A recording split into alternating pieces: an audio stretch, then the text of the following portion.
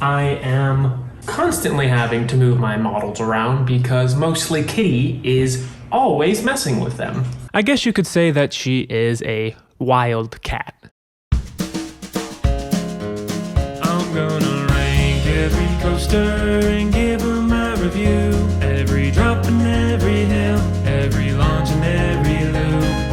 Rate it 1 to 10 and then we'll do it all again. Gonna rank and review every coaster. What's going on, everybody? My name is Mario. This is a channel all about amusement park type stuff, but mostly coasters. And today, in my never-ending journey to rank and review every single coaster I have ever been on, we're going to be talking about Wildcat at Frontier City. But before we do that, I just want to say thank you to my subscribers. You guys are awesome. And to anybody that's not subscribed, you better subscribe, or else your cat will never be as wild as mine, which is probably a good thing. So, not a very intimidating threat. But without any further ado, let's review. And let's start things off by looking at the stats of this coaster. Wildcat is a hybrid wooden coaster sporting steel supports and wooden track. It has a height of 75 feet, a top speed of 46 miles per hour, a track length of 2,653 feet, and a ride duration of 46 seconds from the end of the lift hill to the final brake run. These stats are indicative of a family thrill coaster with minimal intensity and forces, and that is exactly what I would consider Wildcat to be, at least in its current form. Now, to best explain what I experienced on Wildcat,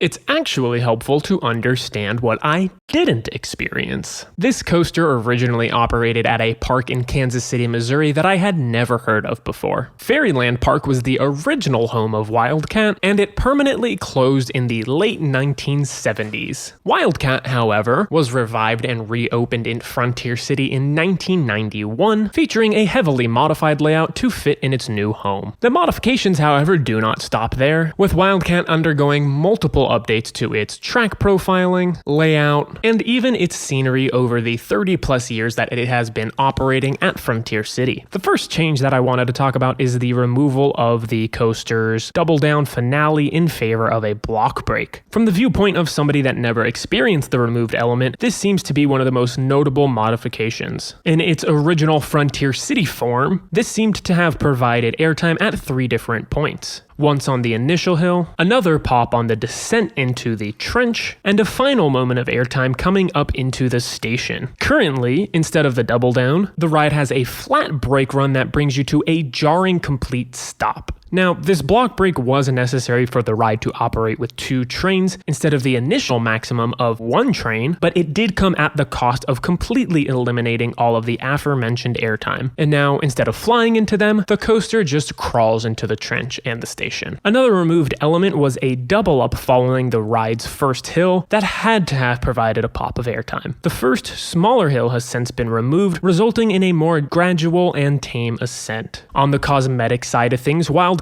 used to feature a tunnel after its turnaround, in addition to a splashdown water effect in the trench after the double down. This feature consisted of water spouts that shot water out on both sides of the track as the train passed by, in a similar fashion to Manta at SeaWorld Orlando. And while this effect has since been removed, the water on the left side of the track remains, with water fountains that constantly run regardless of whether or not the train is passing by. Now, while the modifications in track work to Wildcat may have taken away some of the thrill and excitement of the ride, they definitely came with their benefits. The less pronounced track profiling has certainly led to less wear and tear on the track, ultimately leading to a smoother ride experience. This smoother coaster with less aggressive airtime is undoubtedly a more comfortable ride experience that is likely more widely appreciated, as it is more accessible to younger and less seasoned coaster riders. So, with all that said, what is the current ride experience like? Well, starting off ride, the coaster does have a cool queue building, with fun facts about notable wooden coasters all over the world. This line can move kind of slow, at least when I was there, due to Wildcat only operating with 1 of the 2 available trains. Once you're through the line and you're ready to load, you'll leave all of your belongings on the opposite side of the platform and take your seat in the cramped yet comfy PTC trains, which leads to our on-ride experience. I do like these PTC trains because they are very cushiony, even if they don't allow for a lot of wiggle room. room. Another benefit to these trains is that there are only 3 cars on the train, which allows it to navigate the layout in a faster pace. Fewer cars means less weight affecting the momentum of the rest of the train, leading to great pacing. This is the best part of the ride as it feels like you are traveling relatively quickly throughout the whole ride. You feel this even more so up front, with the surrounding trees and secluded setting also contributing to the great sense of speed. Additionally, this setting provides a particularly enjoyable night ride. However, despite great pacing, this ride is relatively forceless. As you already know, the ride does not really have any airtime, but it also doesn't really have any other forces aside from a couple moments of decent laterals, the best of which come on the ride's turnaround, particularly on the entrance and exit out of it. Now, Wildcat is thankfully relatively smooth for an old wooden coaster, largely thanks to the heavy modifications and the comfortable trains. The ride is the smoothest in the front, rougher in the back, but not particularly uncomfortable in any row. Ultimately, Wildcat is a great mid-scale coaster to get you to work up to bigger and bigger coasters, as it is thrilling without being too intense. And while I think it perfectly fits that bill, it isn't quite as thrilling or intense as I personally would like it to be, resulting in me giving it a rating of 5.5 out of 10. It sits at number 115 out of the 229 coasters that I've been on, which is smack dab in the middle of the pack. Not bad. But that does it for this one. I'd love to know what you guys think of this interesting coaster in the comments down below. Go ahead and give the video a thumbs up if you liked it, subscribe and turn on notifications for more content like this, and make sure to tune in next time where I'll be talking about whatever this wheel lands on.